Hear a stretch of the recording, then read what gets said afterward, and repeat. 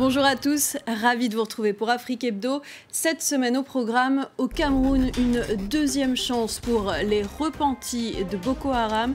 Des programmes de réinsertion sont mis en place pour lutter contre l'extrémisme violent. En RDC, la deuxième forêt tropicale au monde menacée par la production d'huile de palme et l'exploitation forestière. Des membres de la société civile et des ONG tentent de la sauver. Avec 112 sons et 45 claquements, le loup est une langue à clics unique. En Afrique du Sud, cet héritage du peuple San est en voie de disparition. L'extrême nord du Cameroun est depuis 10 ans la proie d'attaques menées par Boko Haram. Suivant l'exemple des États voisins, la région appelle les combattants du groupe terroriste à déposer les armes et à retrouver la société civile. Ils sont pris en charge dans des centres dits DDR pour désarmement, démobilisation et réintégration. C'est un reportage signé Tony Menga, Stéphane Noah et Erwan Chicks. Niché au cœur d'une vallée verdoyante, la localité de Mora, à l'extrême nord du Cameroun. Au cœur de la ville, ce centre est devenu un symbole d'espoir, celui d'un éventuel retour à la paix. Le site accueille les familles des repentis de Boko Haram. Déjà plus de 1600 pensionnaires, des ex-combattants djihadistes, venus se rendre avec femmes et enfants. Des Camerounais, mais aussi des Nigérians jadis enrôlés dans la secte de gré ou de force. D'ex-miliciens islamistes qui préfèrent rester loin de nos caméras. Ceux qui veulent bien témoigner le font de manière anonyme. Comme cet ex-djihadiste de 27 ans qui a passé 8 ans dans le groupe terroriste avant de déserter il y a quelques semaines. Il raconte avoir profité de la disparition du leader historique de la secte, Aboubacar Shekau, mort depuis plusieurs mois. Je me suis enfui en cachette. J'étais dans la brousse sous la pluie avant de rejoindre la maison de mes parents. Ensuite, je suis arrivé ici. C'est de plein gré que j'ai accepté de combattre avec Boko Haram. Mais après la mort de Shekau, le groupe n'était plus aussi efficace. Même avant sa mort, il y avait déjà des affrontements entre lui et Al-Barnaoui.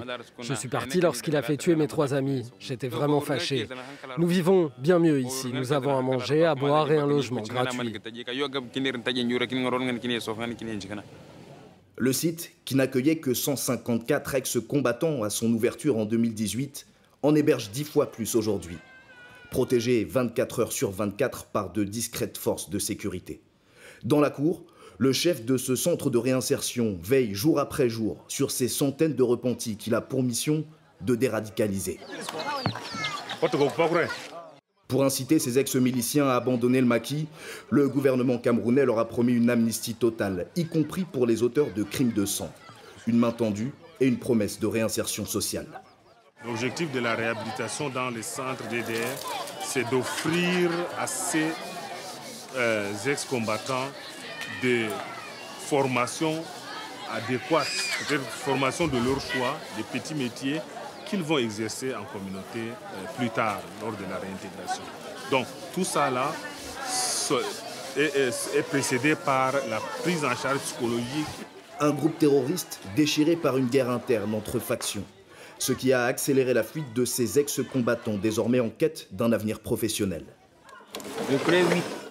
À quelques kilomètres du site principal, le centre a initié un programme de formation. Cet ancien lieutenant de la secte se passionne désormais pour la mécanique. Il avait à peine 16 ans et aucune formation quand il a rejoint Boko Haram. Une proie facile pour le groupe islamiste qui enrôle en priorité les jeunes déscolarisés et sans emploi. J'ai rejoint le groupe djihadiste parce que des amis y étaient déjà. Ils me donnaient 50 000 francs CFA ou 150 000 en me disant que je gagnerais beaucoup plus en les rejoignant. J'ai été séduit, mais je me suis vite rendu compte qu'ils exécutaient des gens et pillaient des villages. Ils m'ont obligé à tuer des personnes innocentes, sinon ils allaient me tuer. Chaque fois que je repense à tout ce sang que j'ai versé, je regrette. Au marché de Mora où il travaille, rien ne laisse deviner que cet homme était un combattant djihadiste il y a encore quelques mois. Je suis vraiment très reconnaissant envers la population, car depuis que je viens dans ce marché, personne ne m'a jugé, malgré le fait qu'ils connaissent mon passé. Comme les habitants de la région, les commerçants du marché veulent croire à la rédemption de ces ex-djihadistes. Il est ici là, il n'a jamais fait de désordre, il est calme comme ça, il ne fait pas le temps de sortir ailleurs, il est toujours dedans. Il vient à 7h, à 17h il rentre. Si les défections se multiplient, les attaques ont aussi redoublé en intensité. Un signe de l'extrême radicalisation des combattants qui sont restés fidèles à Boko Haram et qui n'entendent pas se rendre. De quoi encore alimenter le sinistre bilan de cette insurrection qui a déjà causé la mort d'au moins 7000 civils au Cameroun, près de 350 000 côté Nigeria, et poussé 3 millions de civils dans le bassin du lac Tchad sur les routes de l'exil ces 10 dernières années. On parle souvent de l'Amazonie comme le premier poumon qui permet à notre humanité de respirer. Son deuxième poumon est lui aussi menacé. En République démocratique du Congo, la plus grande forêt tropicale au monde a vu sa superficie se réduire drastiquement. La société civile est en première ligne pour tenter d'inverser la tendance. C'est un reportage de nos correspondants Clément Bonnereau et Juliette Dubois. À 500 km de Kinshasa, Lusanga, jadis appelée Leverville. Au siècle dernier, la multinationale Unilever en avait fait l'un des principaux centres de production d'huile de palme. Mais au fil des années, la culture intensive a appauvri les sols, poussant de nombreux villageois à détruire la forêt pour cultiver. Pour limiter les dégâts, l'ONG Océan a lancé en 2014 un programme d'agroforesterie. Plus de 20 000 arbres ont été plantés au milieu des cultures de manioc et de légumes. Quand on dit agroforesterie, c'est l'association de l'arbre et l'agriculture. Donc l'arbre vient apporter un complément à l'agriculture et à ce moment-là, l'agriculteur va utiliser les mêmes sols pendant longtemps. En RDC, l'agriculture à petite échelle est responsable de 90% de la déforestation. Mais l'exploitation du bois fait aussi des ravages. À Kinshasa, Océan et ses partenaires se battent pour faire annuler l'octroi de 9 concessions forestières à des entreprises chinoises, malgré un moratoire décidé en 2002. C'est un dossier qui est aujourd'hui en instruction devant le Conseil d'État. Dans le cadre du plaidoyer que nous menons, il faut également compter avec le plaidoyer judiciaire. D'abord, quand un acte est illégal, nous n'avons pas une autre façon de le paralyser que d'exercer ce recours. Une démarche parfois risquée dans un pays où l'état de droit n'est pas toujours la norme. En 2016, le fils de ce militant de la société civile a été enlevé. Il ne l'a jamais revu. L'activiste avait accusé l'un des principaux généraux de l'armée congolaise d'exploiter illégalement le bois dans 2 provinces du pays. C'est très dangereux parce que quand vous dénoncez là où les gens sont en train de se faire des millions, vous les dérangez, vous êtes poursuivable. J'ai perdu un enfant et j'ai défendu une cause juste. Je continuerai à la défendre. Un combat plus que jamais d'actualité. Selon une étude de l'Université du Maryland, au rythme actuel de destruction, la forêt primaire congolaise pourrait disparaître avant la fin du siècle. Dans les rues de Nairobi, des distributeurs automatiques d'un nouveau genre ont fait leur apparition et ils ne distribuent pas des billets d'argent mais de l'énergie de cuisson propre. Produit localement, cet éthanol issu des restes de la production de sucre est moins polluant pour l'environnement et moins dangereux que le kérosène ou le charbon traditionnellement utilisés. C'est une langue qui a failli disparaître lors de la colonisation de l'Afrique du Sud par les Néerlandais, le nlou qui se distingue par des claquements de langue. La dernière personne connue sachant la parler de manière courante, Katrina Esso, se bat pour la préserver. Nicolas Bertrand et Marianne Getty l'ont rencontrée.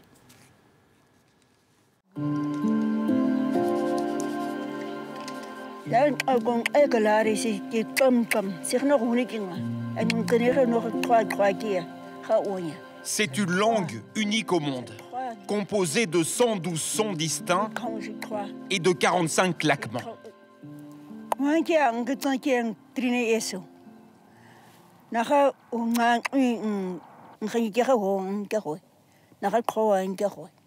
Et cette femme est la dernière personne à la parler couramment. Katrina descend d'un peuple nomade, les San, les plus anciens habitants d'Afrique australe, ici, filmés lors d'une reconstitution il y a quelques années. Après la colonisation de l'Afrique du Sud, les San ont été expulsés de leurs terres. Ils se sont sédentarisés dans les townships, proches des grandes villes, comme ici. Katrina vit avec toute sa famille, enfants, petits-enfants, une quinzaine de personnes en tout. Et tout le monde parle Afrikaans, la langue imposée par les anciens colons néerlandais. Là où je travaillais, on m'a interdit de parler ma langue. J'ai été très malheureuse. Mais c'est fait. On ne peut pas revenir en arrière. Pendant des dizaines d'années, Katrina a arrêté de parler sa langue. Elle ne l'a jamais enseignée à ses enfants. Mais récemment, la vieille dame a initié sa petite fille, Claudia. Ensemble, elles ont même ouvert une école devant chez elle. Tous les après-midi, les enfants du quartier peuvent y venir apprendre cette langue oubliée. L'âne est fatigué. Mais c'est loin d'être évident. Bravo, tu l'as prononcé correctement. Championne. Les claquements de langue, particulièrement, demandent beaucoup de patience. Le mieux que tu puisses faire, c'est de s'entraîner.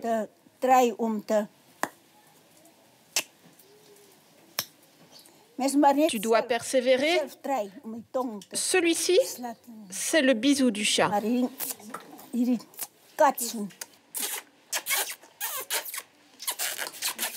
Depuis peu, avec l'aide de chercheurs, elles ont même retranscrit tous ces mots dans un livre. Pour la première fois, un manuel pour que cette langue ne disparaisse jamais. Ça, c'est un clic. Ça, c'est un autre. Mon rêve est de voir la langue de ma grand-mère dans les universités, dans les écoles, à la radio, à la télévision. C'est une langue ancienne, mais on peut la faire entrer dans la vie moderne. Le combat de cette grand-mère et de sa petite-fille pour sauver leur langue impressionne les spécialistes. Dans ce musée, près de la ville du Cap, cet anthropologue mesure toute l'ampleur du travail accompli. Nous avons souvent constaté que les personnes qui perdent leur langue ancestrale perdent la connexion avec leur culture, avec leur patrimoine, et perdent presque leur histoire. C'est tellement important de sauvegarder cela, et c'est incroyable de voir l'exemple de Katrina. Il y a 6500 langues et dialectes rares encore parlés sur la Terre. Mais 25 disparaissent chaque année, faute de transmission. Et avec eux, une partie du patrimoine de l'humanité. C'est la fin d'Afrique Hebdo. On se retrouve avec grand plaisir la semaine prochaine, même heure, même endroit.